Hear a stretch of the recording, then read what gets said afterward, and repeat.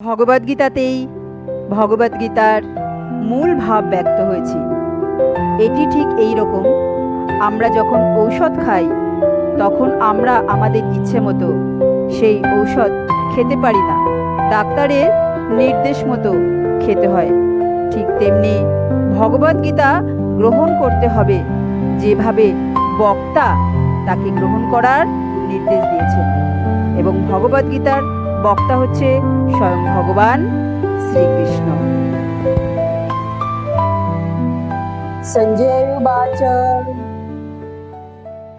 দৃষ্টা তু পাণ্ডবানিকম বীরম দুর্যোধনস্তথা আচার্যম উপসংগম্য রাজা বচনমব্রবীত।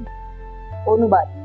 সঞ্জয় বললেন, হে রাজন, পাণ্ডবদের সৈন্যসজ্জা দর্শন করে রাজা দুর্যোধন দ্রোণাচার্যের কাছে গিয়ে বলল, ধৃতরাষ্ট্র ছিলেন জন্মান্ধ। দুর্ভাগ্যবশত তিনি পারিমার্থিক তত্ত্ব দর্শন থেকেও বঞ্চিত ছিলেন।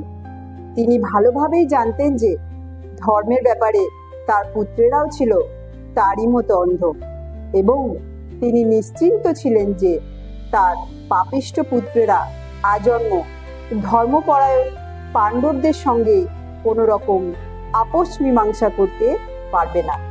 তাই তিনি সেই ধর্মক্ষেত্রের প্রভাব সম্বন্ধে সংশয়গ্রস্ত ছিলেন। যুদ্ধক্ষেত্রের পরিস্থিতি সম্বন্ধে ধৃতরাষ্ট্রের এই প্রশ্ন করার অভিপ্রায়টি সঞ্জয় বুঝতে পেরেছিলেন।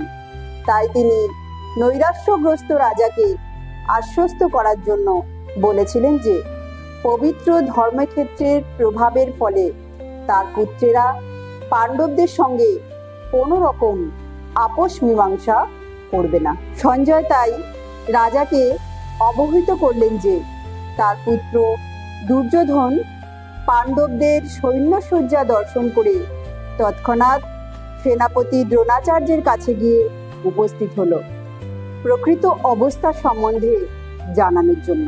দুর্যোধনকে যদিও রাজা বলা হয়েছে, তবুও সেই সংকটময় অবস্থায় তাকে তার সেনাপতির কাছে যেতে হয়েছিল। তাই একজন রাজনীতিবিদ হিসেবে সে যথেষ্টই পারদর্শী ছিল। কিন্তু পাণ্ডবদের সৈন্যসজ্জা দেখে দুর্যোধনের যে ভয়ের সঞ্চার হয়েছিল মনে, তা সে কূটনীতির ছদ্ম আবরণে ঢেকে রাখতে পারেনি।